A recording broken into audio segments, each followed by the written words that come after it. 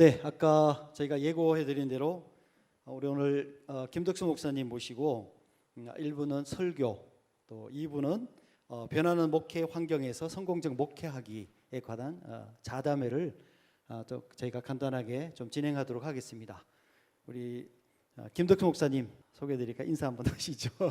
안녕하십니까. 우리 신대원 학생들 가운데 제가 1학년 과목이 전혀 없어가지고 1학년 학생들은 제 수업이 없어서 아마 여기서 처음 보는 사람들이 많을 것 같습니다. 2학년도 이제 한 번밖에 안 가르치니까 모르는 사람들이 많이 있겠지만 실천신학 교수로 있는 김덕수 교수입니다. 네, 또 오늘 3학년 신하영 전도사님 오늘 패널로 참석하셨습니다. 네, 반갑습니다. 목사님 오늘 조금 전에 그 설교를 통해서 우리가 변화하는 목회 환경 가운데서 목회하기 이런 제목으로 말씀을 해주셨는데 사실은 지금 코로나 시대에 한국 교회가 참 깊은 고민이 있습니다. 어떻게 해야 목회를 제대로 하는 것일까? 또 어떻게 해야 사실은 또 목회를 잘할 수 있을까? 이런 이제 고민들을 많이 가지고 있는데요. 특별히 우리가 70년대부터 고속 성장의 그 교회를 우리가 보아왔지 않습니까? 이런 환경에서 2010년 이후에 계속해서 교회가 지금 감소세에 있는데 그 이유는 무엇이라고 생각하십니까? 예, 아까 제가 설교 시간에도 말씀을 드렸지만은 이 교회가 제일 크게 문제를 갖게 된 게 교회는 성경이 말하는 것으로서는 하나님 백성 가족 공동체예요. 그런데 국교화되면서 바실리카 방식으로 건물 중심의 목회를 하고 그러다 보니까 집회 중심으로 가다 보니까 조직화된 거예요.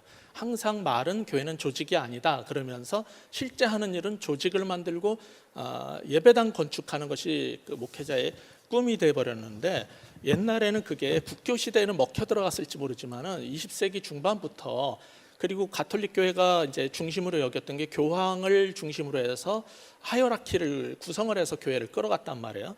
그게 이제 개신교 교회에서도 교회의 직제로 이제 발전을 하게 되고 그리고 심지어는 가톨릭에서는 그런 거를 위해 가지고 삼위일체 교리 해석도 그런 수익권 방식으로 그걸 해석하는 방식이 여러 가지가 있는데 그렇게 하면서 문제를 일으켜 왔던 걸 답습을 하고 있어요.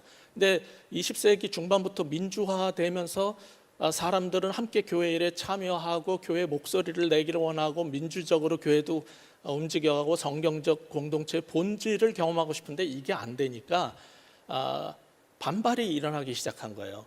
그리고 일부는 교회를 떠나가고 일부는 교회에 있어도 충돌을 하고 교역자와 충돌을 해서 다투고 이런 일 속에서 교회는 여전히 옛날 방식을 끌어가느라고 그러니까 서로 딴 길로 갔기 때문에 그런 거지. 이제 많은 사람들이 코로나 때문에 위험을 느끼고 위기를 느꼈다 그러지만은 이게 제일 큰 게 뭐냐면 목사님들이 하는 얘기가 코로나 때문에 방역 지침으로 인해 가지고 사회적 거리두기로 못 모이게 돼서 예배가 망가지고 우리의 신앙이 뭐 헌법상에 보장되는 게 망가지고 막 이러면서 그러는데 아니에요. 코로나 이전부터 사회적 거리두기가 있었어요. 그게 뭐냐면 사람들이 fragmented society라고 그래요. 파편화된 사회에서 살고 서로 관계를 형성하고 자기 집을 오픈하고 삶을 오픈하는 걸 싫어하면서 이기적 자기중심적 사회가 됐단 말이에요.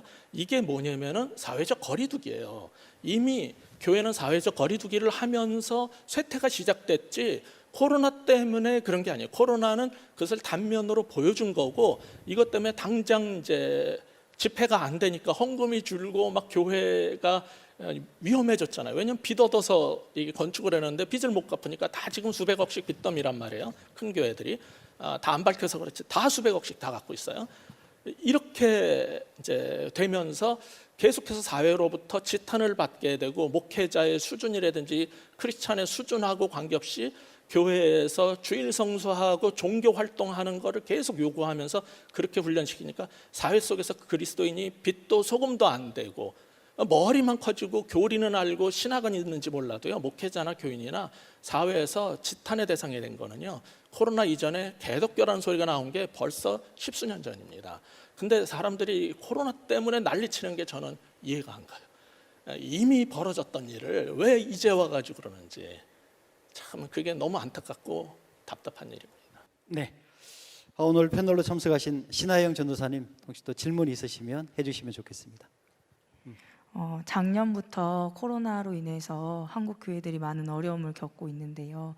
저희가 이런 상황에서 신학을 지금 배우는 신학생으로서 무엇을 배울 수 있고 또 어떻게 헤쳐나가면 좋을지 교수님께 한번 여쭤보고 싶습니다. 예, 아까 말씀드린 것처럼 코로나로 인해 가지고 우선은 위기를 감지하고 느끼게 됐어요. 그 전까지 몰랐던 사람들이. 그렇다면은 현장 교회에서 많은 목회자들이 그것 때문에 굉장히 위기 의식을 느끼고 이걸 어떻게 하면 좋을까 하고 있는데, 신학생으로서 당장 목회 현장에 있는 게 아니지만은 충분히 대비하고 목회 준비를 해야 되는 거예요. 그러니까 옛날에 우리 신학생 선배들이 공부했고 그들이 여기에서 신학 교육을 잘 받고 나가서 설교 잘하고 교리를 잘 가르치면 잘 될 거라고 하는 생각에서 지금 아까 제가 이미 설교에서 말씀드린 것처럼 벗어나야 돼요. 그게 뭐냐면 목회 패러다임이 바뀌어야 된다는 거예요. 그러니까 집회 중심, 예배당 중심으로, 그러니까 맨날 교회 교인들이 와가지고 채워주길 바라는데, 성경이 말하는 교회는 시장으로 현장으로 나가야 돼요. 그러면 우리 신학생들 입장에서는 이 코로나 이후로 앞으로 어떤 방향으로 그게 들어오든지 해야 될 게 뭐냐면은 오라 그러는 목회는 성경적 패러다임이 아니라는 거예요. 그거는 그 크리스텐덤 시대에 유럽의 그 성당 중심 문화에서는 성당을 지어놓고 모든 성찬과 모든 일이 거기서 벌어져야 되기 때문에 오라 그런 거고, 예수님도 와 보라고 사람들이 얘기했지만은 보고 경험하게 하면은 보냈단 말이에요. 그러니까 우리도 나가는 목회 현장에서 내가 실제로 어떻게 한 명이라도 전도를 하고 또 한 명 전도해서 2명 되면은 모아가지고 셋이 앉아가지고 어떻게 성경 공부를 하고 어떻게 작은 소그룹을 통해서 교회를 경험하고, 그런 소그룹이 많이 생기면 어떻게 그 10개, 20개의 소그룹을 가지고 하나의 지역교회로 확장시킬 수 있는가, 이런 것들에 대해서 의식을 가지고 공부를 하고, 신학을 할 때도 아까 삼위일체 교리 말씀드렸지만은 이것이 삼위일체 교리도 다 정통인 것 같지만 다 목적을 위해서 해석하는 방식이 달라요. 그러니까 우리는 서방교회 삼위일체의 수위적 해석에 대해서 집중을 하고 있지만, 동방교회는요 공동체성을 훨씬 많이 가지고 삼위일체 교리를 이해를 하고 있어요. 그러니까 신학을 할 때도 목회 현장을 위해서, 그리고 미래의 교회가 대형 건물 지어놓고 집회 중심으로는 코로나 때문에 못해요. 지금 뭐 한 곳에 1000명 모이던 데에서 뭐 200명밖에 못 들어간다 이렇게 하죠. 그래가지고 교회가 망하게 됐다. 이게 한심한 거예요. 교회는 예배당에 몇 명이 모이느냐가 성패가 아니에요. 그러면은 200명 모이라 그러면은 200명이 어떻게 예배를 드려야 되는지, 그리고 온라인으로 드려라 그러는데 지금 교수들 보고서 온라인 수업하는 거 못한다 그러는데, 전도사님들은 온라인으로 어떻게 복음을 전하고 어떻게 커뮤니케이션하고 어떻게 교제를 하고 교회를 어떻게 끌어낼 건지 준비가 돼 있는지 모르겠어요. 그거 다 하셔야 되는 거예요. 왜냐? 시대가 달라졌잖아요. 그러면 전통적으로 신학교에서 공부하던 그런 자세로 수강 신청하고 학점 받는 게 만족이 되면 안 돼요. 학점이 다가 아니라 내가 이런 시대에 나가서 복음을 전할 수 있는가, 리더를 양육할 수 있는가, 사람을 세울 수 있는가, 교회 없는 곳에 교회를 세우려면 어떻게 해야 되는가. 제가 들어보니까 제 둘째 동생이 중국에서 사역을 하는데 지금 1년째 못 가고 있거든요. 거기서 교회 다 내쫓으려고 핍박을 한단 말이에요. 우리는 코로나 때문에 핍박받는다 그러는데 중국은 대놓고 핍박합니다. 근데 비자 끝나면요 나가서 다시 비자 받고 들어와야 되는데 그 다음에 허가를 안 해줘요. 그래서 집도 못 가고 교회도 1년 가까이 그냥 비워놔서 곰팡이가 다스릴 정도로. 근데 맨날 통곡을 하고 울고 회개하고 기도를 해도 중국 당국이 안 열어줘요. 합법적으로 거기는 핍박을 하는데, 그런 데서 어떻게 사역을 하겠어요? 예배당 짓고 큰 걸 못합니다. 이제 거기서 중국 당국이 어떻게 했냐면은 건물을 하나 줘놓고 그 지역에 있는 한인교회 4개랑 성당 5개가 한 건물에 들어가서 같이 살으라 그랬어요. 그것만 허용해 준다 그랬어요. 그럼 결국 방법이 뭡니까? 목회는요 시설과 장소와 예배당이 아니라 이제 사람이 되는 걸, 본질로 돌아가지 않으면 못 살아남는 거예요. 그러니까 여러분이 선교를 가든 코로나가 앞으로 더 극성을 부려가지고 완전히 막히든 소그룹으로 하면요 20명 하라 그러면 20명, 10명 하라 그러면 10명, 4명밖에 못 모여요. 그러면은 목자들이랑 같이 4명이 모여서 예배드리면 돼요. 그러니까 그렇게 해서 중국의 교회도 살아남은 거고 초기 교회도 그래서 살아남은 거기 때문에 신학생 입장에서는 변하는 시대에 이게 탄압이다라고 그럴 게 아니라 이럴 때는 우리는 어떻게 행동해야 되는가를 빨리 고민하고 그 방안을 모색하고 준비를 하셔야지 졸업하면은 목회를 하지. 지금 전통적인 개념으로 계속 이렇게 하다가 학점만 받고 졸업식에 가운만 입으면은 목회가 될 거란 착각을 하시면 이제 안 되는 시대가 온 거죠. 네. 어쨌든 우리 지금 신대원 학생들이 대부분 전통적인 어떤 목회의 패러다임을 가지고 이제 부르심을 받아서 왔는데 요 있는 동안에 뭐 이미 상당히 많이 시대가 변하고 사회가 변하고 목회 환경이 변하고 특별히 코로나까지 겹쳐가지고 너무 많은 변화가 있는데 그렇다면 이 신대원 3년 기간 동안에 사실은 미래 목회를 위해서 어떻게 좀 준비가 필요한지 특별히 어떤 준비가 좀 더 필요한지 조금 구체적으로 말씀을 해주시면 좋겠습니다. 예, 예를 들어서 신학을 하든 뭐 성경학을 공부를 하든 제일 중요한 것은 결국은 그 모든 것들을 통해서 교회론이 바로 잡혀야 되는 거예요. 그러니까 옛날에는요 그 삼일체 교리가 중요했고 뭐 신론이 중요했고 기독론이 중요했던 시대가 있지만은 19세기 말 20세기 초에 들어오면서 이제 성령론이 굉장히 중요하게 됐어요. 왜냐하면 오순절파가 예상치 못하게 엄청 부상을 했기 때문에 성령론이 굉장히 중요했고 사람들도 이전에 경험하지 못했던 성령의 역사에 대한 관심 때문에 성령론이 중요했지만은 20세기 중반부터 사실 지금의 이슈는 다 교회론이에요.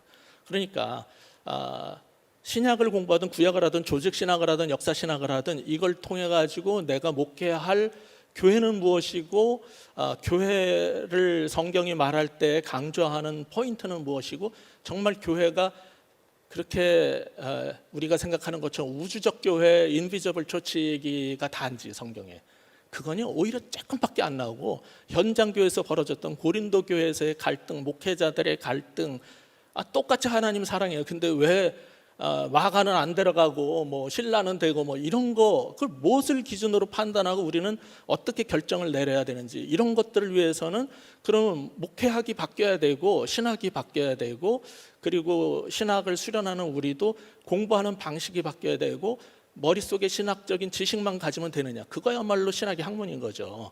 그러면은 신학이 학문이 아니려면 목회를 하려면 뭘 해야 되는 건지 이런 것들을 그러니까 제가 가르쳤던 학생 중에 지금 목회 잘하는 학생 일부는요 공부는 4.5 만점에 평점 4.45는 못했어요. 뭐 3점 몇밖에 안 했지만은 그 학생들 중에 목회 잘하는 사람의 상당수는요 저랑 같이 공부를 하고 토론을 하면서 이제 깨달은 게 있어가지고 학교 공부도 열심히 하지만은 학점에 목매지 않고 실제 목회 필요한 과목을 듣고 또 밖에 나가서 계속 훈련을 받았어요. 여러 가지 실제 사역을 할 수 있는 훈련을 받아서 졸업하고 나가면은 사역을 할 수 있는 준비를 스스로 했지 학교가 해주네 안 해주네 이런 거 가지고 투덜거리지 않았어요. 그 친구들은. 그래서 그런 방식으로 신학을 수련하는 사람들도 공부하는 사람들도 이제 신학교 다니는 자세가 좀 바뀌어야 되지 않나. 제일 안타까운 건 코로나 시대의 특징이 뭐냐면요 수업을 동영상을 틀어놓고 딴 데 가서 자다가 와도 학점은 나간다는 거. 출석으로 인정이 출석도 된다. 다 되고요. 이미 오래전부터 다 과제물 이것저것 짜집게서 내는 걸 너무 잘하기 때문에 저희 과목 힘들어하는 이유가 당신의 교회 목회 계획서를 내라. 어떤 것이 성경적 설교인지 그러면 본문을 서기해봐라. 그리고 그걸 가지고 설교문을 만들어봐라. 목회할 때 각 분야별로 어떻게 할 건지 짜봐라. 이것 때문에 머리가 터지겠다고 못하겠다 그러는 거거든요. 근데 그런 거 할 줄 모르면요 목회 현장 나가서 아무것도 못합니다. 제가 수업 시간에 그런 과제를 내줬는데 어떤 학생이 와서 얘기하더라고요. 제가 소개해줘가지고 분당에 큰 10,000몇 명 되는 교회에 교육자 뽑는 데 가서 신청서를 냈더니 서류 면접 다 통과하고 20명의 부목사님들이 딱 모여 앉아가지고 담임 목사님이 백지 2장 탁 주고서는 우리 교회가 전도 집회를 할 것입니다. 어떻게 시작을 하고 어떻게 준비를 하고 어떻게 할 건지 진행 계획과 평가까지 다 2시간 드릴 테니까 이 종이 2장에 쓰세요. 그리고 다 나갔대요. 까맣더래. 교수님이 수업 시간에 시켰던 거를 요구를 한 거예요. 그 친구들 떨어졌어요. 근데 뭐 물론 거기에서 사역했던 제자들도 있어요. 그러니까 그런 거가 현장 나가면 필요한 거지. 여러분의 성적표 학점 보고 뽑지 않아요. 그거를 이해를 하셔야 돼요.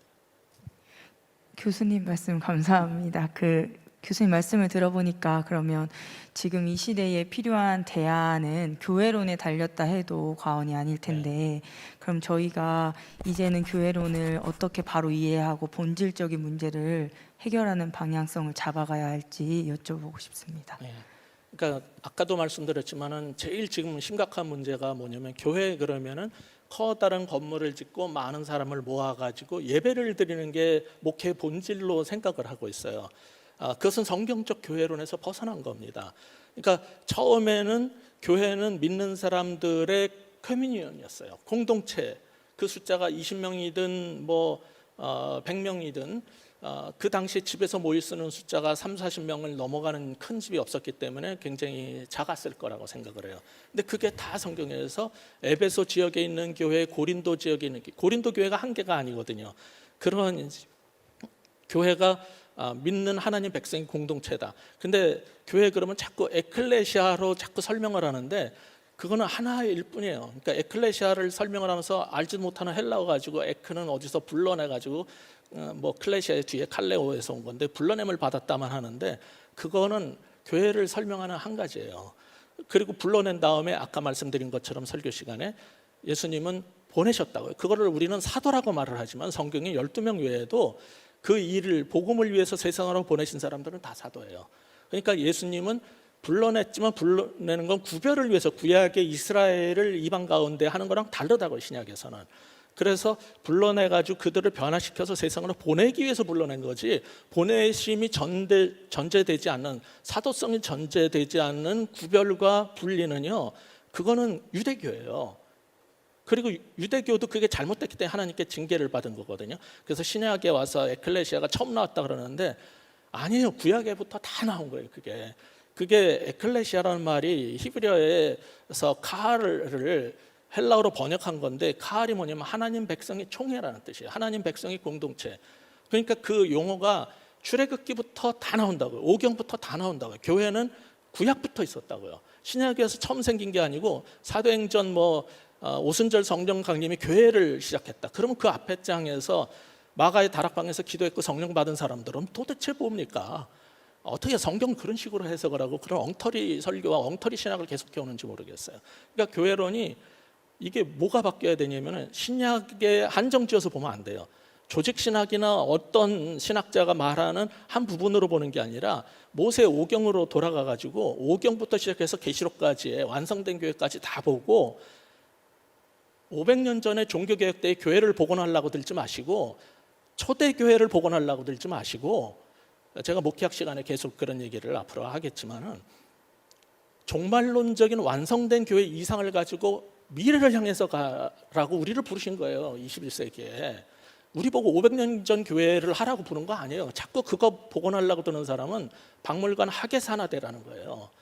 왜 종말론적 성경을 갖다가 자꾸 뒤로 돌리려고 그러는지, 이런 시각을 바꾸고 성경이 말하는 교회가 처음부터 끝까지 어떻게 돼 있고, 그리고 제일 중요한 게 교회론의 핵심은 하나님 백성 가족 공동체예요. 우리는 그리스도 안에서 형제고 자매고 가족이라는 거.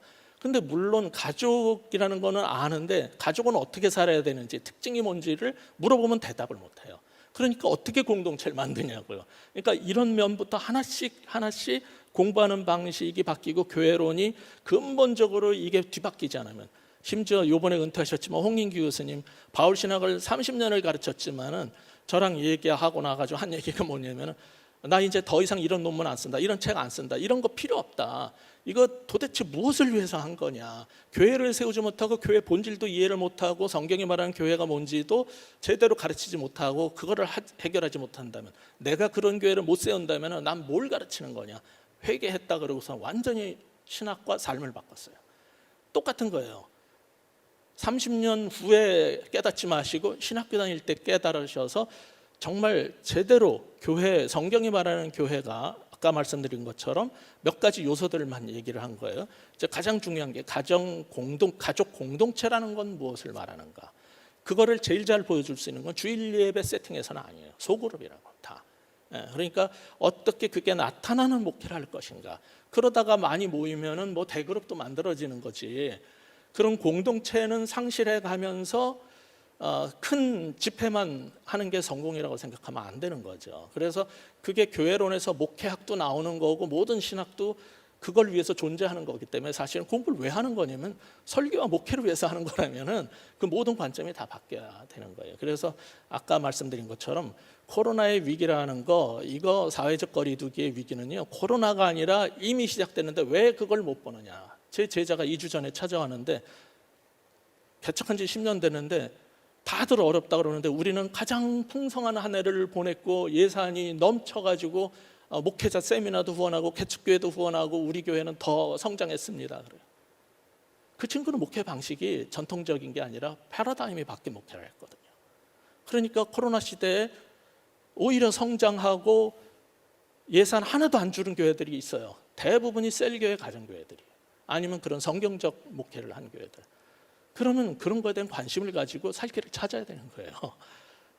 그러니까 그게 바로 목회 패러다임을 바꾸는 거고, 목회 패러다임을 바꾸려면 교회론이 바뀌어야 되는 거고, 교회론이 바뀌면 목회학이 바뀌는 거고, 우리의 목적이 바뀌는 거고, 모든 것들이 다 달라져요. 패러다임이 바뀌면 삶의 방식이 다 바뀌는 거예요. 목회도 다 바뀌고 교회 모양이 다 바뀌는 거예요. 그래서 이런 얘기를 하면 끝이 없기 때문에 네, 오늘 변화하는 목회 환경에서 성경적 목회하기 주제로 저희가 또 설교와 토론을 해주셨는데요. 사실은 우리 신학생들이 3년 동안 훈련 과정 가운데서 그러니까 이런 목회에 대한 진지한 고민, 교회론에 대한 진지한 고민들, 또 미래 목회에 대한 이런 정말 고민의 시간들이 더 많이 필요하지 않을까라는 생각이 또 들고, 또 김덕수 교수님의 또 열정 어린 이런 말씀들 통해서 다시 내용을 좀 꼼꼼하게 좀 우리가 되새겨 봐야 될 것 같습니다. 오늘 김덕수 교수님 감사드리고요. 우리 신하영 전도사님도 감사합니다. 우리 잠깐 기도하고 마칠까요? 하나님 감사합니다. 우리를 이렇게 불러주셔서 또 공부하게 하시고 3년 동안 훈련하게 하신 것 감사하고, 또 이런 여러 가지 어려운 환경 가운데서 시대와 상관없이, 환경과 상관없이 역사하시는 성령의 은혜를 우리가 경험하게 하시고, 또 말씀대로 우리가 배우며 가르치는, 또 그래서 미래 목회를 준비해서 또 하나님의 마음을 시원하게 하는 저희들이 될 수 있도록 주께서 은혜를 베풀어 주옵소서. 귀한 시간 허락하신 것 감사함을 드리옵고 예수님의 이름으로 기도합니다. 아멘.